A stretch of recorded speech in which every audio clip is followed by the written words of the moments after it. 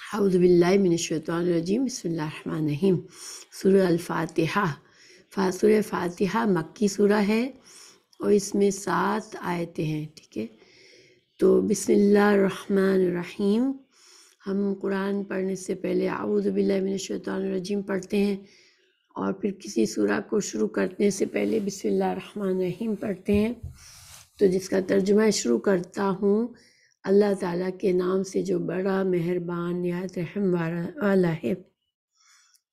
اچھا، سورہ فاتحہ قرآن مجید کی سب سے پہلی سورت ہے جس کی احادیث میں بڑی فضیلت آئی ہے۔ فاتحہ کے معنی آغاز اور ابتدا کے ہیں، اس لیے اسے الفاتحۃ یعنی فاتحۃ الکتاب کہا جاتا ہے، یعنی قرآن کی ابتدا جس سورہ سے ہوتی ہے وہ۔ اس کے اور بھی متعدد نام حدیث میں سے ثابت ہیں، مثلا ام القرآن۔ ام القرآن کا معنی قرآن کا اصل، قرآن کی ماں، یعنی کہ قرآن مجید کے جو موازین ہے، جتنے بھی مضمون اس میں قرآن میں آئے ہیں، ان سب کا خلاصہ اور نچوڑ اس سورہ فاتحہ میں موجود ہے۔ السبع مثانی، 7 بار بار پڑھی جانے والی آیات۔ پھر القرآن العظیم، قرآن العظیم بھی اس کا نام دیا گیا ہے کیونکہ اس کی اہمیت کی وجہ سے قرآن کریم اس 7 آیات کی صورت کی جو اہمیت ہے قرآن میں، اس وجہ سے اس کو قرآن العظیم۔ الشفا، کیونکہ اس کے پڑھنے سے بیمار کی شفا ہوتی ہے، اور اس کو پڑھ کر انسان جب اپنے جسم پر ہاتھوں پر پھونک کر جسم کے بیماری تکلیف پر پھیرتا ہے، جہاں تکلیف ہوتی ہے تو اس سے شفا حاصل ہوتی ہے۔ الرقیہ بھی دم کرنے والی، یعنی کہ آیت کو، سورہ کو پڑھ کر پھر ہاتھوں پہ دم کر کے انسان اپنے آپ پر دم کرے تو اس سے شفا ہوتی ہے۔ وغیرہ من الاسماء، اور اس کے علاوہ بھی کچھ اور نام بھی ہے اس کے۔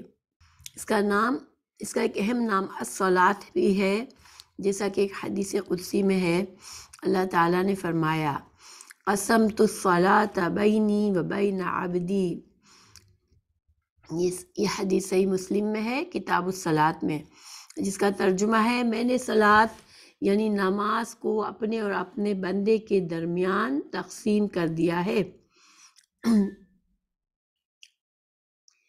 تو اس سے مراد سورہ الفاتحہ ہے، یعنی کہ جو اس حدیث میں کہا گیا کہ میں نے الصلاۃ کو، اور جس کا ترجمہ نماز ہے، تو یہاں پہ اس کو الصلاۃ کہہ کر سورہ فاتحہ مطلب لیا گیا ہے، ٹھیک ہے۔ تو سورہ فاتحہ ہے جس کا نصف حصہ اللہ تعالیٰ کی حمد و ثنا اور اس کی رحمت و ربوبیت اور عدل و بادشاہت کے بیان میں ہے، اور نصف حصے میں دعا و مناجات ہے جو بندہ اللہ کی بارگاہ میں کرتا ہے۔ اس حدیث میں سورہ فاتحہ کو نماز سے تعبیر کیا گیا، جس سے صاف معلوم ہوتا ہے کہ نماز میں اس کا پڑھنا بہت ضروری ہے۔ چنانچہ نبی کریم صلی اللہ علیہ وسلم کے ارشادات میں اس کی خوب وضاحت کر دی گئی۔ آپ صلی اللہ علیہ وسلم نے فرمایا لا صلاۃ لمن لم یقرأ بفاتحۃ الکتاب۔ صحیح بخاری کی حدیث ہے، صحیح مسلم میں بھی ہے، اس شخص کی نماز نہیں جس نے سورہ فاتحہ نہیں پڑھی۔ اس حدیث میں من کا لفظ عام ہے جو ہر نمازی کو شامل ہے، مفرد ہو یا امام کے پیچھے مقتدی ہو، سری نماز ہو یا جہری نماز ہو، فرض نماز ہو یا نفل، ہر نمازی کے لیے سورہ فاتحہ پڑھنا ضروری ہے، یعنی کہ نماز کی ہر رکعت کے اندر قیام میں سورہ فاتحہ پڑھنے کے بعد انسان قرآن کے میں سے جو کچھ بھی پڑھ لے تو اس طرح سے نماز پڑھی جاتی ہے۔ اس عموم کی مزید تاکید اس حدیث سے بھی ہوتی ہے جس میں آتا ہے کہ ایک مرتبہ نماز فجر میں بعض صحابہ کرام رضی اللہ عنہ بھی نبی کریم صلی اللہ علیہ وسلم کے ساتھ قرآن کریم پڑھتے رہے، جس کی وجہ سے آپ صلی اللہ علیہ وسلم پر قرآت بوجھل ہو گئی۔ یعنی کہ مقتدیوں کی آوازیں آنے لگی، آپ صلی اللہ علیہ وسلم کو مقتدی بھی تھوڑی آواز کے ساتھ نماز کی تلاوت کر رہے تھے، تو اس پر آپ صلی اللہ علیہ وسلم پر تھوڑا بوجھل ہونے لگا۔ تو نماز ختم ہونے کے بعد جب آپ نے پوچھا، رسول اللہ صلی اللہ علیہ وسلم نے پوچھا کہ تم بھی ساتھ پڑھتے رہے ہو، انہوں نے اس بات میں جواب دیا، تو آپ صلی اللہ علیہ وسلم نے فرمایا لا تفعلوا الا بأم القرآن فإنه لا صلاة لمن لم يقرأ بها۔ تم ایسا مت کیا کرو، یعنی ساتھ ساتھ مت پڑھا کرو، البتہ سورہ فاتحہ ضرور پڑھا کرو، کیونکہ اس کے پڑھے بغیر نماز نہیں ہوتی۔ یہ ابو داؤد اور ترمذی، نسائی میں یہ حدیث موجود ہے۔ تو اس کا کیا مطلب ہوا، یعنی کہ جب امام کے ساتھ، امام کے پیچھے مقتدی ہو کر انسان نماز پڑھتا ہے تو اس کو امام تو خیر اگر جہری نماز ہے تو وہ باواز پڑھے گا سورہ فاتحہ اور جو بھی قرآن کی تلاوت کرے گا، مگر جو پیچھے مقتدی ہے وہ بہت زور سے نہ پڑھے، لیکن اپنے لفظوں میں اپنے ہونٹوں کو ہلا کر پڑھتا رہے، مگر صرف سورہ فاتحہ پڑھنا لازمی ہے، باقی کی قرات کو مقتدی صرف سنتا ہے اور امام تلاوت کرتا ہے۔ اسی طرح حضرت ابو ہریرہ رضی اللہ عنہ سے مروی ہے، اسی طرح حضرت ابو ہریرہ رضی اللہ عنہ سے مروی ہے کہ نبی کریم صلی اللہ علیہ وسلم نے فرمایا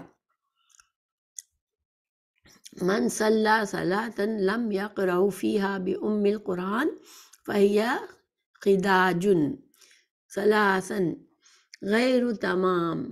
جس نے بغیر فاتحہ کے نماز پڑھی تو اس کی نماز ناقص ہے۔ 3 مرتبہ آپ نے فرمایا، پوچھا کہ جب ہم امام کے پیچھے نماز پڑھ رہے ہوتے تو پھر ہم کیسے سورہ فاتحہ پڑھے؟ تو حضرت ابو ہریرہ رضی اللہ عنہ نے فرمایا اقرا بہا فی نفسک، امام کے پیچھے تم سورہ فاتحہ اپنے جی میں پڑھو۔ صحیح مسلم کی حدیث ہے یہ کہ انسان خاموشی کے ساتھ اپنے دل میں ہونٹ ہلا کر صرف، کیونکہ جب ہم قرآن پڑھتے ہیں تو ہم صرف ہونٹوں کو ہلا کر پڑھتے ہیں، چاہے بآواز نہ پڑھے تو یہ صحیح ہے، لیکن ہم بغیر ہونٹوں کو ہلائے صرف اندر دل ہی دل میں پڑھتے ہیں تو یہ پڑھنا نہیں کہلاتا، بلکہ صرف سوچنا کہلایا جاتا ہے، کہ یعنی ہم اس پر غور کر رہے ہیں۔ لیکن جب انسان ہونٹ ہلا کر اپنے آہستہ آہستہ اس کو پڑھتا رہتا ہے تو یہ پڑھنا کہلاتا ہے، اور امام کے پیچھے بھی مقتدی اسی طرح سورہ فاتحہ پڑھ لے، پھر باقی کی سورہ میں وہ خاموشی سے سنے۔ تو ان دونوں احادیث سے واضح کیا ہوا کہ قرآن مجید میں جو آتا ہے کہ وَإِذَا قُرِئَ الْقُرْآنُ فَاسْتَمِعُوا لَهُ وَأَنصِتُوا، یہ سورہ اعراف کی آیت نمبر 204 ہے کہ جب قرآن پڑھا جائے تو سنو اور خاموش رہو۔ کا مطلب یہ ہے کہ جہری نمازوں میں مقتدی سورہ فاتحہ کے علاوہ باقی قرات خاموشی سے سنے، امام کے ساتھ قرآن نہ پڑھے، یا امام سورہ فاتحہ کی آیات وقفوں کے ساتھ پڑھے تاکہ مقتدی بھی احادیث صحیحہ کے مطابق سورہ فاتحہ پڑھ سکے۔ یعنی خود امام بھی اس چیز کا خیال رکھے کہ بہت جلدی سے سورہ فاتحہ سے پڑھ کر نہ گزر جائے جب قیام کر رہا ہو، تو بلکہ تھوڑا رک کے آیات کو پڑھے، ایک ایک آیت کو الگ الگ سے پڑھے، تاکہ مقتدیوں کو یہ موقع ملے کہ وہ بھی سورہ فاتحہ پڑھ سکے۔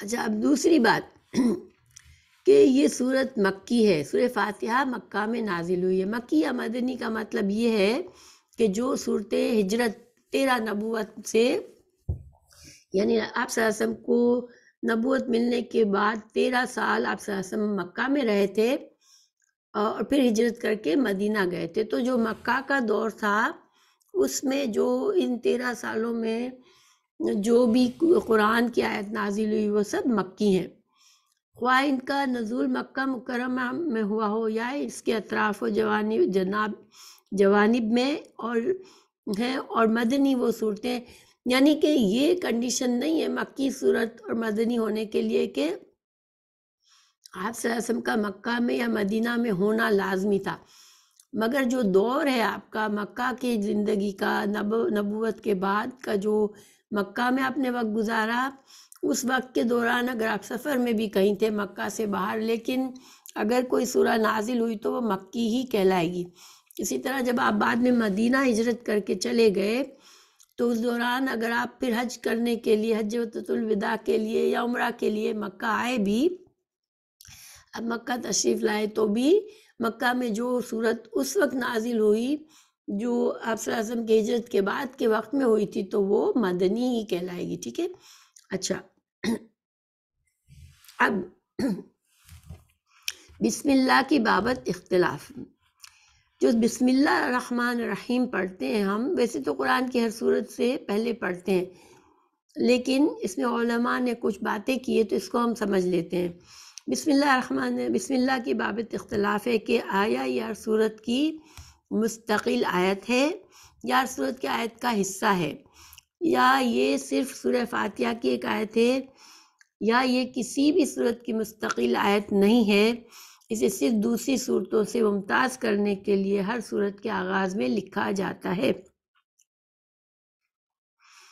اچھا، اس میں کیا سمجھ میں آیا یہ بات کہ بسم اللہ الرحمن الرحیم چونکہ ہر صورت کے شروع میں پڑھا جاتا ہے تو علماء نے اس پر ڈسکشن کی ہے، تو اس طرح سے کہ کیا یہ بسم اللہ الرحمن الرحیم جو ایک آیت ہے تو یہ آیت کیا ہر صورت کی اندر یہ آیت پہلی آیت یہ ہے، ہر صورت کی پہلی آیت کو بسم اللہ الرحمن الرحیم سمجھا جائے گا، یا پھر بسم اللہ الرحمن الرحیم جو ہے وہ سورہ فاتحہ کی صرف آیت ہے اور باقی صورتوں میں اس کو صرف قرآن کی یعنی صورتوں میں تفریق اور امتیاز کرنے کے لیے بیچ میں پڑھا جاتا ہے، ٹھیک ہے۔ تو قرا مکہ اور کوفہ نے اسے سورہ فاتحہ سمیت ہر صورت کی آیت قرار دیا ہے۔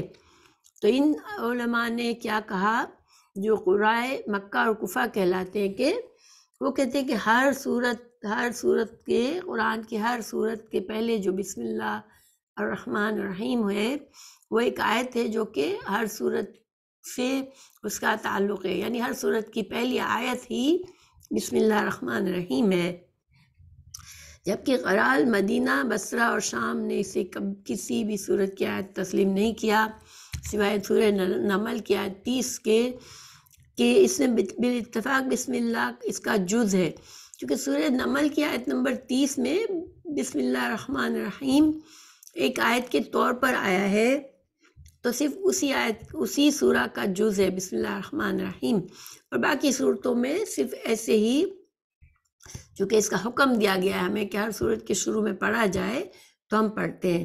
اسی طرح جہری نمازوں میں اس کے اونچی آواز سے پڑھنے میں بھی اختلاف ہے، بعض اونچی آواز سے پڑھنے کے قائل ہیں اور بعض سری آواز سے، اکثر علماء نے سری آواز سے پڑھنے کو راجح قرار دیا ہے، تاہم جہری آواز سے بھی پڑھنا جائز ہے، یعنی کہ جو ہم نماز میں سورہ فاتحہ سے پہلے بسم اللہ الرحمن الرحیم پڑھتے ہیں تو اس کو کیا بآواز پڑھیں، جو جہری نمازیں، چونکہ جہری نماز میں تو ہم قرآن کی جو تلاوت پڑھتے ہیں وہ بآواز پڑھتے ہیں، اور جو سری نمازیں ہیں یعنی کہ فجر کی نماز جو ہے اور مغرب اور عشاء کی نماز، ان تینوں نمازوں میں جہری طور پر تلاوت کی جاتی ہے، یعنی کہ بآواز تلاوت ہوتی ہے۔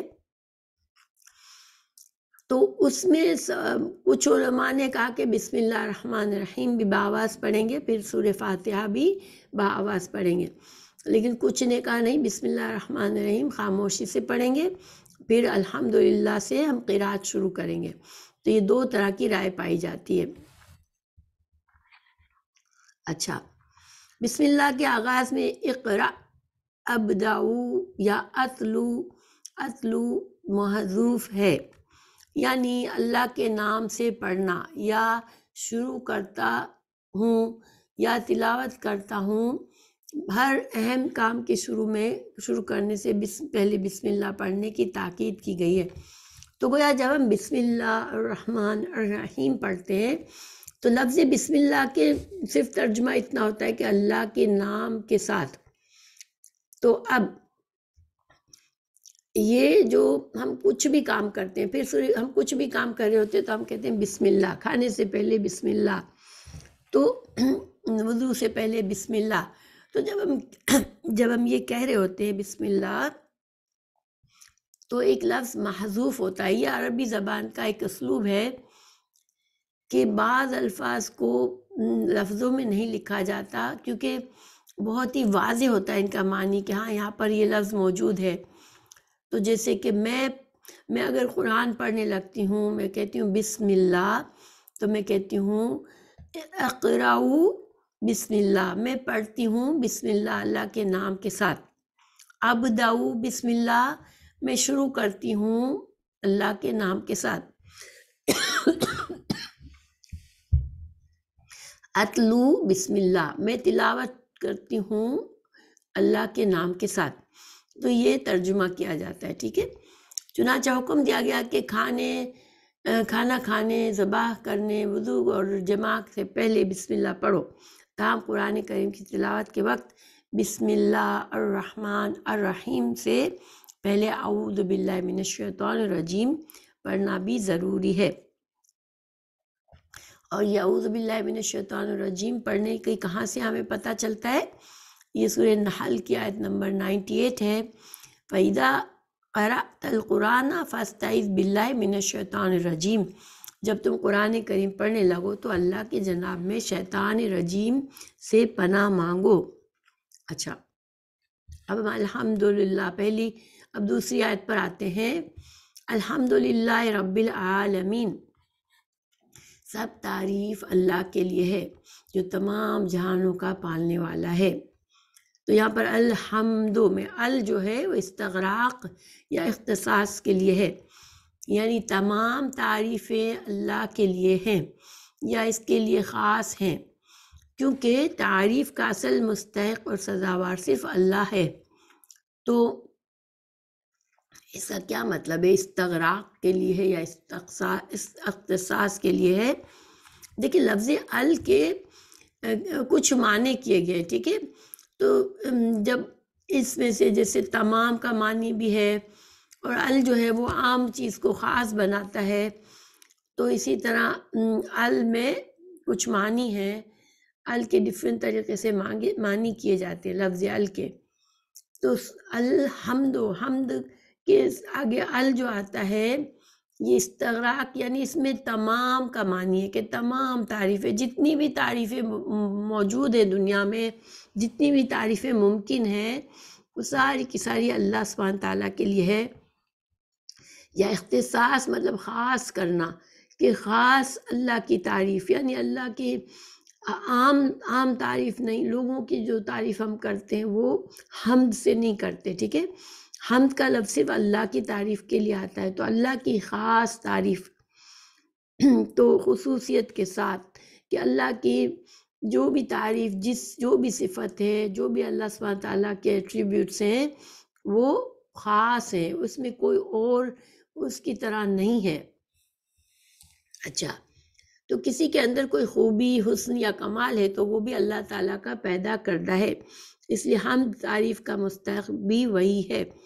تو ظاہری بات ہے کہ جب ہم انسانوں کی تعریف کرتے ہیں تو انسان جو کہ اللہ کی مخلوق ہے، ہم موسم کی تعریف کرتے ہیں، ہم آسمان کی تعریف کرتے ہیں، تو یہ ساری چیزیں چونکہ اللہ تعالیٰ خالق ہے، تو ہم جب ان چیزوں کی تعریف کرتے ہیں تو ہم اصل میں ہمارے ذہن میں یہ ہونا چاہیے کہ ہم اللہ سبحانہ تعالیٰ کی مخلوق کی تعریف کریں. اللہ خالق ہے، اللہ نے اتنی خوبصورت مخلوق بنائی ہے، تو اصل میں تعریف پھر کس کی ہوئی؟ اللہ سبحانہ تعالیٰ کی.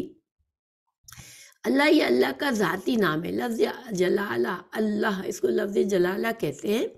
یہ اللہ سبحانہ تعالیٰ کا ذاتی نام ہے، اس کا استعمال اور کسی اور کے لیے جائز نہیں. تو ذاتی نام سے کیا مطلب ہوتا ہے؟ دیکھیں جیسے انسان کی کچھ صفات ہوتی ہیں. ٹھیک ہے. کوئی انسان سخاوت کر رہا ہوتا ہے تو ہم کہتے ہیں یہ انسان سخی ہے، تو سخی اس کا نام نہیں ہوتا. ٹھیک ہے. ہم اگر کہتے ہیں سخی آ گیا تو اس انسان کی چونکہ اس میں بہت زیادہ خوبی ہوتی ہے سخاوت کی، تو ہم اس کو کہہ رہے ہوتے ہیں سخی، لیکن سخی اس کا ذاتی نام نہیں ہوتا. لیکن اس کا ذاتی نام زید اور زید بھی ہو سکتا ہے یا کچھ اور بھی ہو سکتا ہے. زید ہو سکتا ہے، بکر ہو سکتا ہے، کوئی بھی اور نام جس کو اس کی پیدائش کے وقت دیا گیا وہ اس کا ذاتی نام ہوتا ہے. اللہ سبحانہ تعالیٰ کے بہت سے صفاتی نام ہیں جس میں اللہ سبحانہ تعالیٰ کی ایٹریبیوٹس ہمیں پتہ چلتے ہیں۔ اللہ تعالیٰ الرحمن ہے، بہت زیادہ رحم کرنے والا ہے، یہ اللہ تعالیٰ کا نام تو ہے۔ ہم اللہ کو الرحمن کہتے ہیں، اللہ کو ہم الشافی کہتے ہیں، اللہ کو ہم الرازق کہتے ہیں، اللہ تعالیٰ کو ہم بہت سے الغفور کہتے ہیں، اللہ تعالیٰ کے بہت سے صفاتی نام ہیں، البدیع کہتے ہیں، یعنی کہ وہ سارے نام کیا ہیں؟ اللہ تعالیٰ کے کوئی ایٹریبیوٹس، کسی صفت کا ہمیں اس سے اندازہ ہوتا ہے، لیکن اللہ، لفظ اللہ کا ذاتی نام ہے۔ اچھا، اس کا استعمال کسی اور کے لیے جائز نہیں ہے، کسی بندے کو یہ نام نہیں دیا جا سکتا، کسی مخلوق کو یہ نام نہیں دیا جا سکتا۔ پھر الحمدللہ، یہ کلمہ شکر ہے جس کی بڑی فضیلت اور حدیث میں آئی ہے۔ الحمدللہ، یہ اس سے تصویر بھی کر سکتے، یہ کلمہ شکر ہے، اللہ کا شکر ہم ادا کر رہے ہوتے ہیں، اور یہ الحمدللہ کہنا بہت ہی فضیلت ہے، اس کی حدیث سے ثابت ہے۔ ایک حدیث میں لا الہ الا اللہ کو افضل الذکر کہا گیا، جو لا الہ الا اللہ کی تسبیح ہم کرتے ہیں وہ افضل الذکر ہے، سب سے افضل ذکر ہے۔ الحمدللہ کو افضل الدعا کہا گیا، یعنی کہ جب ہم الحمدللہ کہتے ہیں، دل سے اپنے شکر کرتے ہیں اللہ کا، تو یہ گویا کہ ہم اللہ سے دعا کر رہے ہوتے ہیں، اللہ کی، اور اللہ سے ہم اللہ کی رحمتیں مانگ رہے ہوتے ہیں، اللہ تعالیٰ کی جو صفات ہے وہ اللہ تعالیٰ کے ان سے فائدے مانگ رہے ہوتے ہیں اللہ سے۔ اچھا، صحیح مسلم اور نسائی کی روایت میں ہے کہ الحمدللہ تملأ المیزان، جب الحمدللہ کہنے کی جو فضیلت ہے وہ یہ ہے کہ جب ہم دل سے الحمدللہ کہتے ہیں تو میزان بھر جاتا ہے، پورا میزان ہمارے لیے اجر و ثواب سے بھر جاتا ہے۔ اسی لیے کوئی حدیث میں آتا ہے کہ اللہ اس بات کو پسند فرماتا ہے کہ ہر کھانے پر اور ہر پینے پر بندہ اللہ کی حمد کرے، یعنی کھانا کھانے کے بعد جب ہم الحمدللہ کہتے ہیں تو یہ اللہ کا شکر کرتے ہیں ہم، اور ہمیں کہنا چاہیے، اللہ کا شکر کرنا چاہیے ہر نعمت پر۔ یہ صحیح مسلم کی حدیث ہے۔ پھر لفظ رب، الحمدللہ رب العالمین، تو لفظ رب جو ہے اللہ تعالیٰ کے اسماء حسنہ میں سے ہے، جس کے معنی ہے ہر چیز کو پیدا کر کے اس کی ضروریات مہیا کرنے اور اس کی تکمیل تک پہنچانے والا۔ اچھا، اس کا استعمال بغیر اضافت کے کسی اور کے لیے جائز نہیں، یعنی کہ عالمین، عالمون، دیکھیں اس کا کیا مطلب ہوا کہ بغیر اضافت کے کسی کے لیے جائز نہیں۔ دیکھیں اللہ رب جو ہے صرف اللہ ہے، جو خالق، مالک، مدبر ہے، جو ہماری تمام ضروریات کو پورا کرتا ہے، جو کائنات کا نظام چلاتا ہے، تو اللہ رب ہے، رب العالمین ہے، تمام جہانوں کا، ٹھیک ہے۔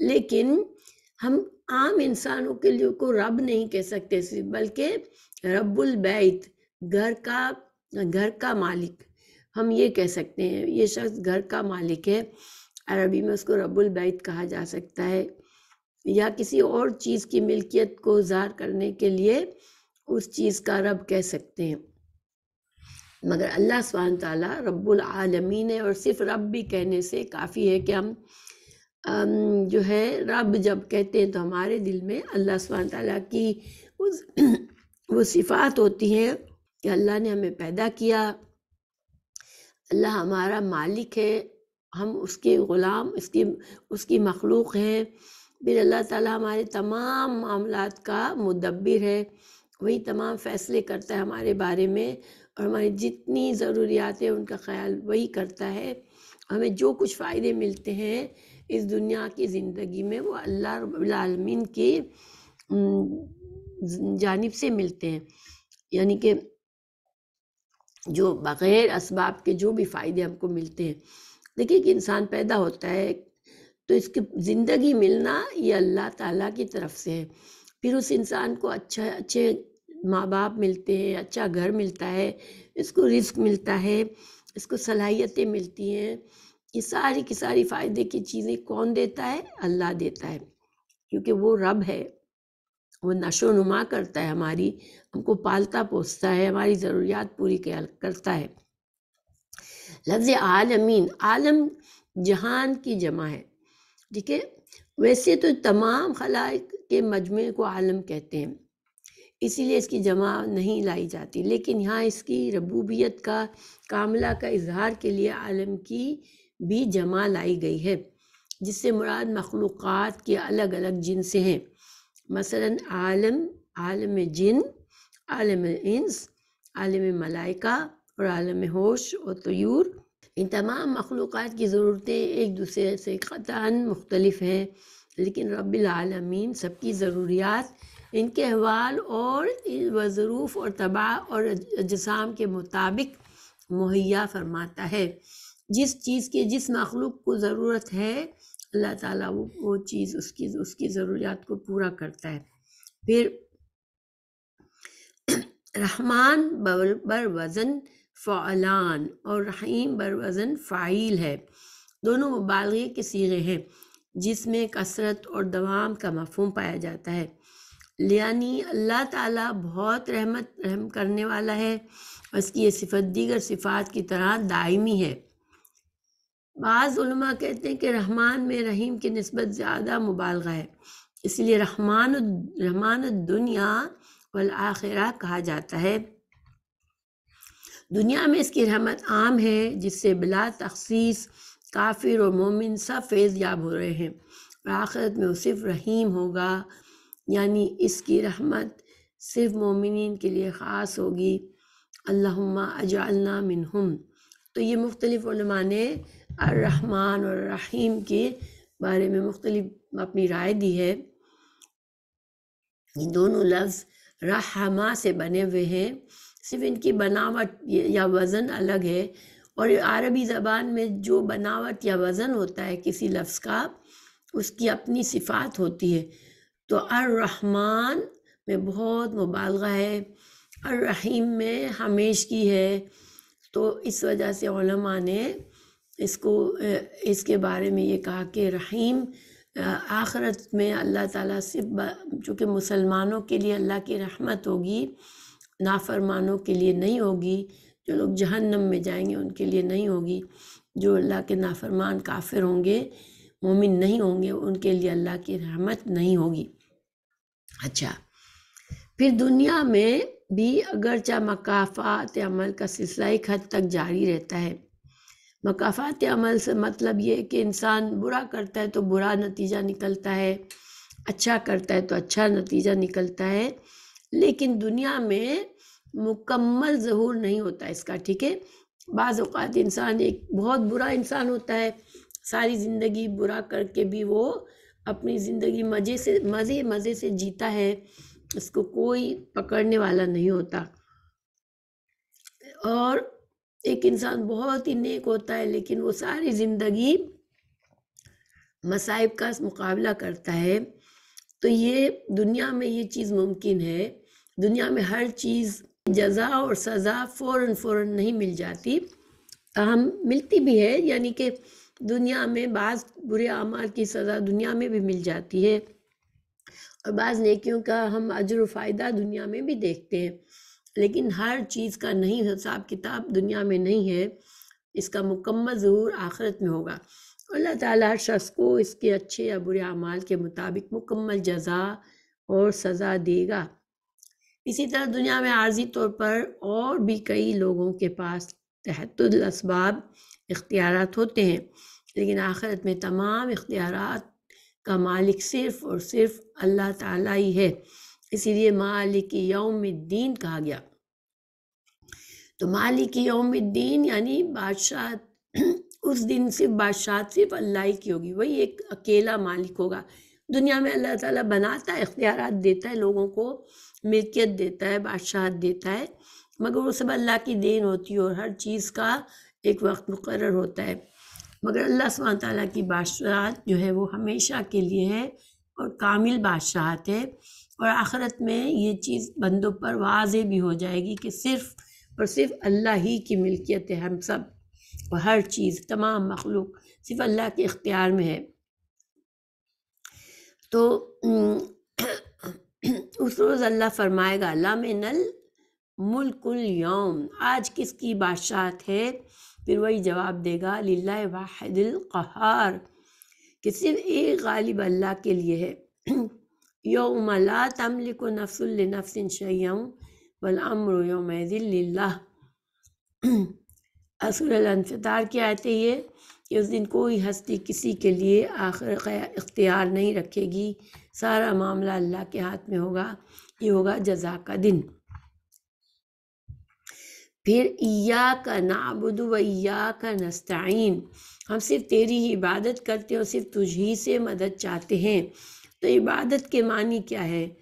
کہ کسی کی رضا کے لیے انتہائی تذلل اور عاجزی اور کمال خشوع کے اظہار، اور بقول ابن کثیر شریعت میں کمال محبت، خضوع اور خوف کے مجموعے کا نام ہے۔ یعنی جس ذات کے ساتھ محبت بھی ہو، اس کے مافوق الاسباب طاقت کے سامنے عاجزی اور بے بسی کا اظہار بھی ہو، اور اسباب و مافوق کل اسباب ذرائع سے اس کی گرفت کا خوف بھی ہو۔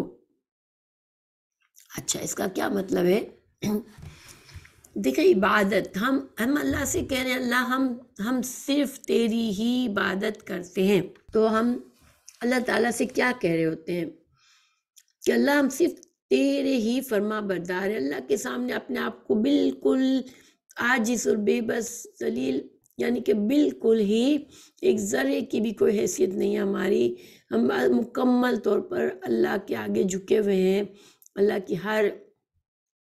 ہر حکم کہ ہم پابند ہیں، اور ہمیں پتہ ہے کہ ہماری زندگی میں جو کچھ بھی ابھی ہماری جو نعمتیں ہیں وہ بھی کب تک اور کس وقت تک ہے، وہ سب اللہ تعالیٰ کی مرضی سے ہے، اور ہم اس دنیا میں ہیں تو کب تک ہیں اور کس وقت تک ہے یہ بھی اللہ کی مرضی سے ہے، اور ہماری واپسی بھی اللہ ہی کی طرف ہے، اور ہم کو اپنے تمام اعمال کا جواب بھی اللہ ہی کو دینا ہے۔ کسی کا خوف نہ ہونا، دیکھیے اللہ کا خوف انسان کے دل میں بعض اوقات ہوتا ہے، کسی درندے کا خوف ہوتا ہے کہ وہ مجھے کچھ نقصان نہ پہنچائے، کسی اور چور کا، ڈاکوؤں کا خوف ہوتا ہے، مگر وہ خوف جو ہوتا ہے وہ اسباب کے ذرائع کی وجہ سے ہوتا ہے کہ ان کے پاس کسی کے پاس کچھ ایسے اسباب ہوتے ہیں جو اللہ ہی کے دیے ہوئے ہوتے ہیں، ان اسباب کا وہ غلط استعمال کر کے ہمیں نقصان پہنچا سکتا ہے۔ مگر جو اللہ سبحانہ تعالیٰ کی اذن سے جس حد تک کوئی مخلوق انسان کا برا یا اچھا کر سکتی ہے اس کو تو مانتے ہیں ہم، مگر اللہ کے اذن کے بغیر، اللہ کے دیے ہوئے اسباب کے بغیر کوئی انسان کسی کا یا کوئی مخلوق کسی کے لیے کچھ بھی نہیں کر سکتی، ٹھیک ہے؟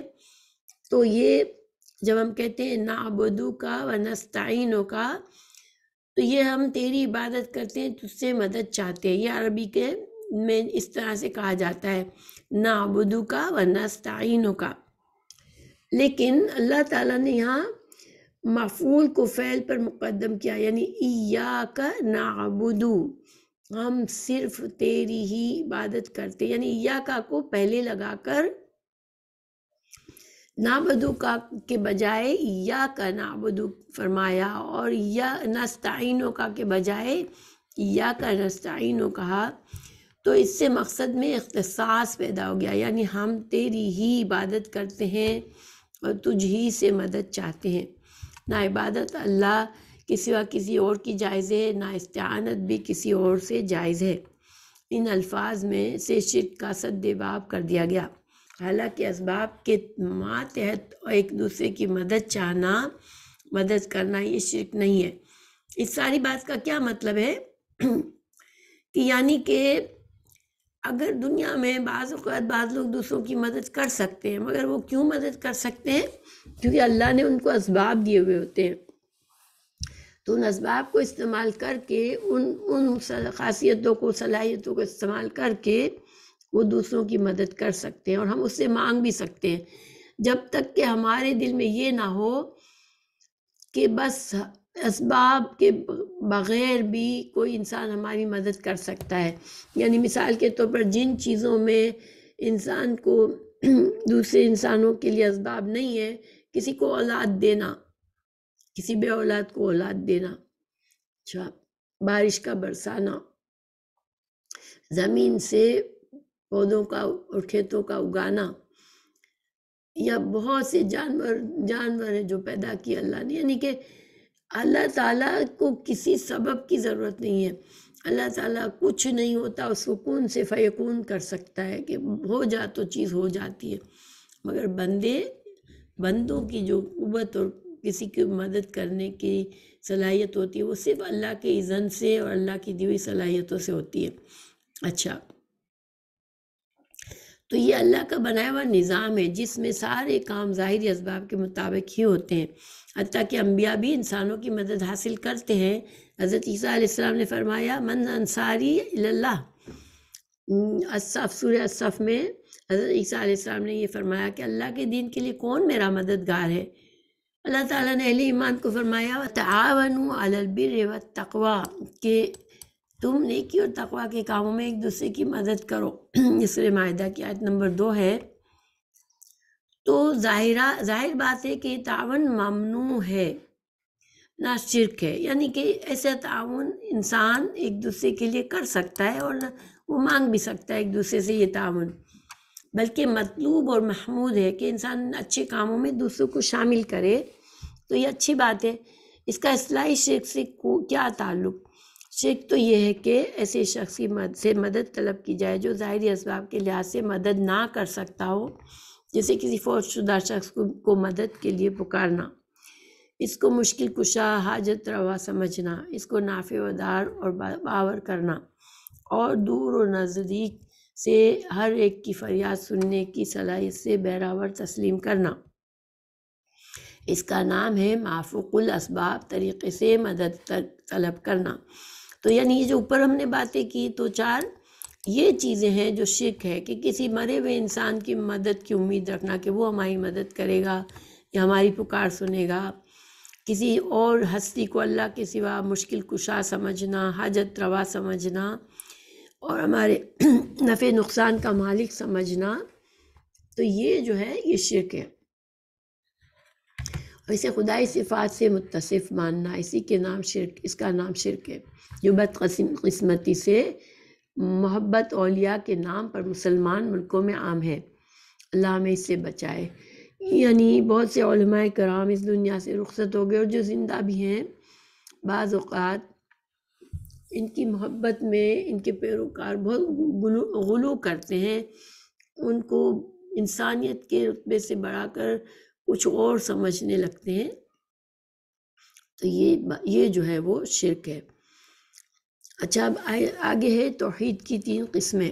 یہاں پر ہمیں اللہ تعالیٰ کی توحید سکھائی گئی ایاک نعبد و ایاک نستعین میں، کہ اللہ کو اکیلا ماننا، ہر ہماری ضرورت کی طلب کے لیے ہم صرف اللہ ہی سے مدد مانگنا اور اللہ ہی کی عبادت کرنا. تو توحید کو ہم ذرا زیادہ سمجھ لیتے ہیں.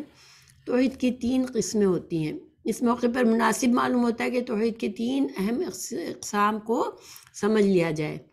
یہ نمبر 1 توحید ربوبیت، دوسرا ہے توحید الوہیت، تیسرا ہے توحید صفات. توحید ربوبیت کا مطلب یہ ہے کہ اس کائنات کا خالق، مالک، رازق اور مدبر صرف اللہ ہے. تو اس توحید کا کیا مطلب ہوا کہ اللہ تعالیٰ جو ہے توحید ربوبیت، رب، لفظ رب کے معنی میں یہ شامل ہے کہ ہم کو ایز اے بندہ ہو، مخلوق کو جو کچھ بھی اللہ سے فائدے ملتے ہیں، جو کچھ بھی اس دنیا میں فائدوں کی ضرورت ہوتی ہے، جو صلاحیتوں، جو چیزوں، جو نعمتوں کی ضرورت ہوتی ہے، وہ ساری کی ساری وہ رب، جو رب ہے ہمارا، وہ ہماری ضروریات کو پوری کرتا ہے. وہی ہمارے معاملات کا خیال رکھتا ہے. ہمارے تمام مدبر وہی ہے. ہمارے تمام فیصلے ہماری زندگی موت کے فیصلے، ہمارے رزق کے فیصلے، ہماری زندگی کے اور بڑے بڑے سارے فیصلے جو ہے وہ اللہ ہی کے اذن سے ہوتے ہیں، اللہ ہی کے دین سے ہمیں اس دنیا میں جو بھی نعمتیں ملی ہوئی ہے وہ صرف اور صرف اللہ کو اکیلا ماننا ان سب فائدوں میں۔ اچھا، تو مشرکین بھی اس بات کے قائل ہیں، ٹھیک ہے، مشرکین مکہ جو تھے وہ اس بات کو سمجھتے تھے، اس زمانے کے جو مشرکین تھے وہ اس بات کو سمجھتے تھے، کیونکہ قرآن میں مشرکین مکہ کا اعتراف نقل کیا گیا ہے۔ فرمایا مثلاً فرمایا اے پیغمبر ان سے پوچھے کہ تم کو آسمان اور زمین میں رزق کون دیتا ہے، یا تمہارے کانوں اور آنکھوں کا مالک کون ہے، اور بے جان سے جاندار اور جاندار سے بے جان کون پیدا کرتا ہے، اور دنیا کے کاموں کا نظام کون کرتا ہے، تو وہ جٹ کہہ دیں گے، فوراً ہی کہہ دیں گے کہ اللہ، یعنی یہ سب کام کرنے والا اللہ ہی ہے۔ سورہ یونس میں آیت نمبر 31 میں یہ بات سمجھائی گئی کہ مشرکین تک جو ایمان نہیں لائے، آپ صلی اللہ علیہ وسلم کے پیغام رسالت کو جھٹلایا، وہ بھی اس حد تک اللہ کو مانتے تھے، اللہ کی توحید ربوبیت کو جانتے تھے کہ ہم کو اللہ ہی نے پیدا کیا ہے، اللہ ہی ہمیں رزق دیتا ہے، اللہ ہی نے ہمیں آنکھیں کان ناک دیے ہیں، اور جاندار کو پیدا کرنا، کسی بے جان سے جان پیدا کرنا اور جاندار سے جان نکالنا، تو یہ سب کام اللہ ہی کے ہیں، ٹھیک ہے۔ تو دوسرے مقام پر فرمایا اگر آپ صلی اللہ علیہ وسلم ان سے پوچھیں کہ آسمان و زمین کا خالق کون ہے تو یقیناً یہی کہیں گے کہ اللہ۔ الزمر 38۔ اور ایک اور مقام پر فرمایا اگر آپ صلی اللہ علیہ وسلم ان سے پوچھیں کہ زمین میں جو کچھ ہے یہ سب کس کا مال ہے، تو ساتوں آسمان اور عرش عظیم کا مالک کون ہے، ہر چیز کی بادشاہی کس کے ہاتھ میں ہے، وہ سب کو پناہ دیتا ہے، اس کے مقابل کوئی پناہ دینے والا نہیں۔ یہ ان سب کے جواب میں یہی کہیں گے کہ اللہ، یعنی کہ یہ سارے کام اللہ ہی کے ہیں۔ المومنون آیت نمبر 84 سے 89۔ اچھا، توحید ربوبیت کا خلاصہ یہ سمجھ لیں کہ انسانوں کو، مخلوق کو جو کچھ بھی فائدے ملتے ہیں اس کی دنیا کی ضرورتوں کے لیے یا آخرت میں جو بھی اس کو ملے گے، جو بھی نعمتیں، سب کا مالک خالق مالک اور مدبر صرف اللہ ہی ہے۔ اس کے علاوہ کوئی سہارا ایسا نہیں ہے جو بغیر اسباب کے ہماری مدد کر سکے، یعنی کہ اللہ کے سوا اگر ہمیں کوئی اور انسان کوئی بھی فائدہ دیتا ہے تو وہ صرف اور صرف اس لیے کہ اللہ نے اس کو وہ اسباب مہیا کیے ہوتے ہیں۔ اچھا، پھر توحید الوہیت کا مطلب یہ ہے کہ عبادت کے تمام اقسام کا مستحق صرف اللہ ہی ہے، اور عبادت ہر وہ کام ہے جو کسی مخصوص ہستی کی رضا کے لیے یا اس کی ناراضی کے خوف سے کیا جائے۔ اس لیے نماز، روزہ، حج، زکوٰۃ صرف یہی عبادات نہیں ہے، بلکہ کسی مخصوص ہستی سے دعا و التجا کرنا، اس کے نام کی نظر و نیاز دینا، اس کے سامنے دست بستہ کھڑا ہونا، اس کا طواف کرنا، اس سے طمع اور خوف رکھنا وغیرہ بھی عبادات ہیں۔ توحید الوہیت یہ ہے کہ یہ تمام کام صرف اللہ تعالیٰ ہی کے لیے کیے جائیں۔ قبر پرستی کے مرض میں مبتلا عوام اور خواص اس توحید الوہیت میں شرک کا ارتکاب کرتے ہیں، اور مذکورہ عبادات کی بہت سی قسمیں وہ قبروں میں مدفن افراد اور فوت شدہ بزرگوں کے لیے بھی کرتے ہیں، جو سراسر شرک ہے۔ تو توحید الوہیت کو ہم مختصر طور پر یہ سمجھے کہ بندے کی طرف سے جو بھی عبادات، جو فرما برداری، جو بھی اپنے مالک کو راضی کرنے والے کام ہیں، وہ سب کے سب جو ہے وہ توحید، اس میں انسان صرف اللہ کو ایک مانے، صرف اللہ ہی کے لیے وہ کام کرے، نہ کسی کے آگے جھکے اس طرح سے، نہ کسی کے آگے ہاتھ پھیلائے یہ سوچ کر کہ وہ بغیر اسباب کے مجھے کچھ دے گا۔ تو یہ سارے کے سارے جو ہے توحید الوہیت ہے۔ اچھا، یعنی کہ جس رب نے ہمیں پیدا کر کے ہمیں پالا، وہی رب ہماری عبادت کا مستحق ہے، صرف اکیلا وہی۔ پھر توحید صفات کا مطلب ہے کہ اللہ تعالیٰ کی جو صفات قرآن و وحی حدیث میں بیان ہوئی ہیں ان کو بغیر کسی تعویل اور تحریف کے تسلیم کرنا ہو، اور وہ صفات اس انداز میں کسی اور کے اندر نہ مانے۔ مثلا اس طرح اس کی صفت علم غیب ہے، یا دور اور نہ دور یا نزدیک سے ہر ایک کی فریاد سننے پر وہ قادر ہے، کائنات میں حتیٰ کہ تصرف کرنے کا اسے اختیار حاصل ہے۔ چاہیے اس قسم کی اور صفات الوہیہ، اس میں سے کوئی صفت بھی اللہ کے سوا کسی نبی، ولی یا کسی بھی شخص کے اندر تسلیم نہ کی جائے۔ اگر تسلیم کی جائے گی تو یہ شرک ہوگا۔ تو اس لحاظ سے قبر پرستوں میں بھی شرک کی قسم عام ہے، کیونکہ انہوں نے اللہ کے مذکورہ صفات میں بہت سے بندوں کو بھی شریک کر رکھا ہے۔ اللہ تعالیٰ ہمیں اسے محفوظ رکھے۔ تو اللہ تعالیٰ کے جو صفاتی نام ہم پڑھتے ہیں، 99 نام تو ہمیں قرآن و حدیث میں بتائے گئے ہیں، تو یہ ان ساری صفات میں اللہ تعالیٰ اکیلا اور یکتا ہے، اور اللہ کی وہ صفات ایسی ہے جو کوئی کسی اور مخلوق میں وہ صفات اس کامل درجے کی نہیں ہے۔ اللہ کی تمام صفات کامل ہے اور اسی طرح ہیں جس سے اللہ کے لائق ہیں، ٹھیک ہے۔ اچھا، پھر ہدایت کے کئی مفہوم ہیں۔ اب دیکھیں، اللہ نے ہمیں دعا سکھائی، ٹھیک ہے، اہدنا الصراط المستقیم، ہمیں سیدھی اور سچی راہ دکھا۔ تو اس کی کیا مطلب ہے؟ تو ہدایت کے کئی مفہوم ہیں، ٹھیک ہے۔ ہم اللہ نے ہمیں سکھایا قرآن میں کہ اللہ سے ہم ہدایت مانگیں۔ تو ہدایت جو ہے راستے کی طرف رہنمائی کرنا، راستے پر چلا دینا، منزل مقصود پر پہنچا دینا، یہ سارے ہدایت کے درجے ہیں، ٹھیک ہے۔ ہدایت جو ہے بہت زیادہ معنی رکھنے والا لفظ ہے۔ تو کسی کو راستہ دکھا دینا بھی، رہنمائی کرنا بھی ہدایت ہے۔ پھر اس راستے پر چلنے کی توفیق دینا، اس راستے پر چلا دینا، اس پر جما دینا، جس کو ہم دوسرے لفظوں میں کہتے ہیں کہ ہمیں ایمان کے بعد توفیق ملنا کہ ہم نیک کام کریں اور اپنے ایمان پر جمے رہے، تو یہ توفیق بھی ہدایت ہے۔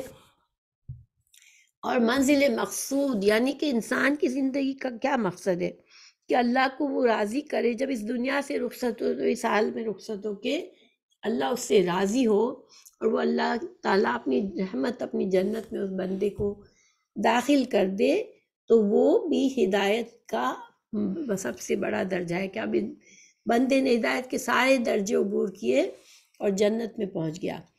تو عربی میں ارشاد، توفیق، الہام اور دلالت سے تعبیر کیا جاتا ہے، یہ جو دوسرا درجہ ہے۔ تو یعنی کہ ہماری صراط مستقیم کی طرف رہنمائی فرما، اس پر چلنے کی توفیق اور اس پر استقامت نصیب فرما، تاکہ ہمیں تیری رضا منزل مقصود حاصل ہو جائے۔ یہ صراط مستقیم محض عقل اور ذہانت سے حاصل نہیں ہو سکتی، ٹھیک ہے۔ جس صراط مستقیم کی ہم دعا مانگتے ہیں اللہ سے، جو اللہ نے سورہ فاتحہ میں ہمیں سکھائی، وہ صرف اور صرف اللہ سبحانہ تعالیٰ ہمیں بتا سکتے ہیں۔ ہم اپنے عقل سے اس صراط مستقیم کو نہیں پہچان سکتے۔ تو یہ صراط مستقیم وہی الاسلام ہے جسے نبی کریم صلی اللہ علیہ وسلم نے دنیا کے سامنے پیش فرمایا، اور جو اب قرآن و حدیث سے صحیح سے محفوظ ہے۔ تو صراط مستقیم جو ہے وہ کیا ہے؟ وہ سیدھا راستہ ہے جس پر وہ لوگ چلے جن پر تیرا انعام ہوا، یعنی صراط الذین انعمت علیہم غیر المغضوب علیہم ولا الضالین، ان لوگوں کی راہ جس پر تو نے انعام کیا، ان کی راہ نہیں جس پر غضب کیا گیا اور نہ گمراہی کی۔ تو اس آیت سے اللہ تعالیٰ نے ہمیں جب یہ آیت سکھائی تو گویا ہمیں صراط مستقیم کی مزید وضاحت آ گئی ہمارے پاس کہ یہ وہ راستہ ہے جس پر وہ لوگ چلے، ہم سے پہلے وہ لوگ چلے جن پر اللہ نے انعام کیا، اور یہ منعم علیہ گروہ ہے انبیاء، شہداء، صدیقین اور صالحین، جیسا کہ سورہ نساء میں ہے، وَمَن یُطِعِ اللَّهَ وَالرَّسُولَ وَأُولَٰئِکَ مَعَ الَّذِینَ انعم اللہ علیہم من النبیین والصدیقین والشہداء والصالحین وحسن اولئک رفیقا، سورہ نساء آیت 69۔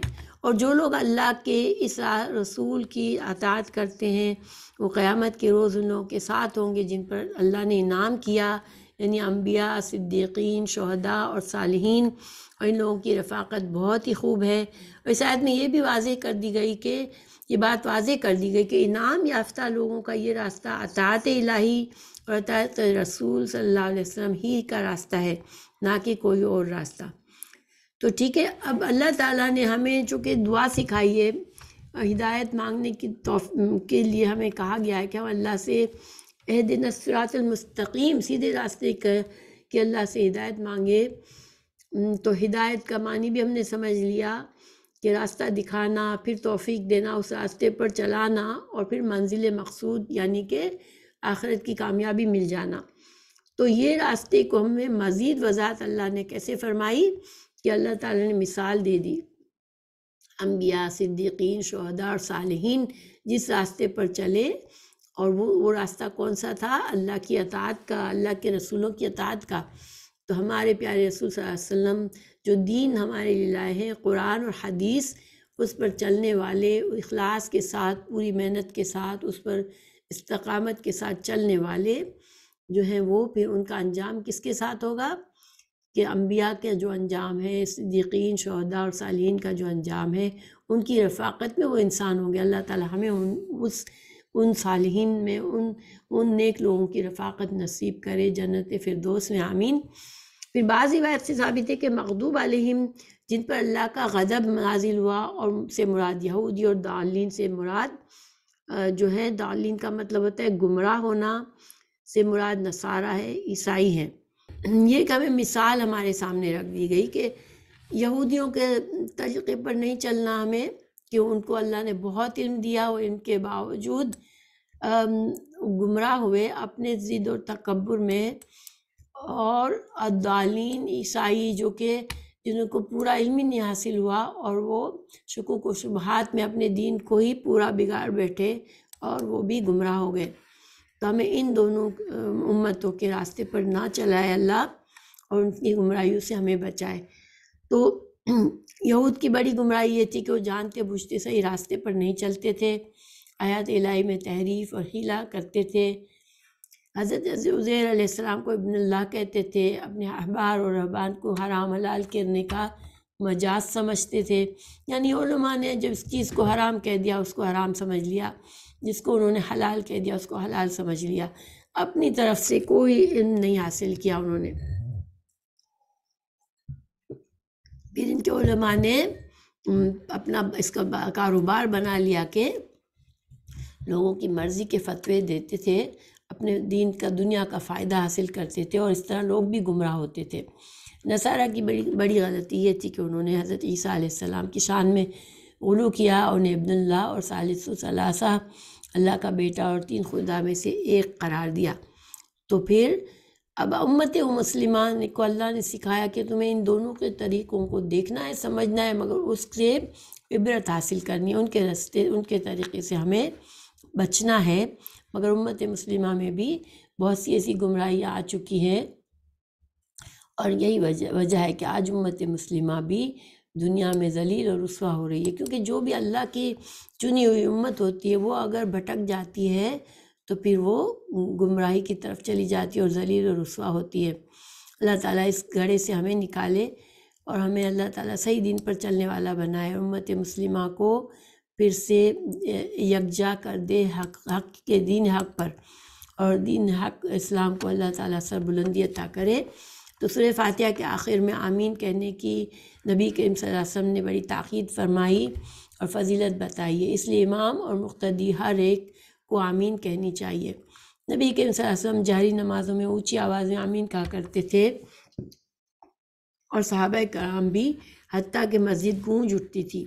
تو آمین نماز میں جب ہم مقتدی ہوتے ہیں تو اونچی آواز سے آمین کہنا جو ہے وہ یہ صحابہ کرام کے طریقہ ہے، رسول اللہ صلی اللہ علیہ وسلم کی سنت ہے، ٹھیک ہے۔ آمین کے معنی مختلف بیان کیے گئے ہیں کہ اسی طرح ہو، ایک تو معنی ہے اسی کذالک فلیکن، کہ اسی طرح ہو، یعنی کہ اللہ ہمیں ہدایت دے۔ جو ہم نے دعا مانگتے ہیں ہم سورہ فاتحہ میں، کہ اللہ سے ہم ہدایت مانگتے ہیں، اللہ سے مدد مانگتے ہیں، تو اسی طرح ہو آمین کہہ کر ہم اپنی دعا کو پکا کرتے ہیں، یا ہمیں نامراد نہ کرنا کہ آمین، اللہ آمین کہہ کر ہم اللہ سے دعا مانگتے ہیں، اللہ ہماری اس دعا کو قبول فرمانا، ہمیں نامراد نہ کرنا، پھر یا پھر اللہم استجب لنا، اے اللہ ہماری دعا قبول فرما لے، یہ سارے معنی آمین کے کیے گئے۔ تو انشاءاللہ سورہ فاتحہ تو بہت کچھ کہا جا سکتا ہے، لیکن چونکہ یہ مختصر ہے ہمارا دورہ قرآن، تو سورہ فاتحہ مکمل ہوا آج۔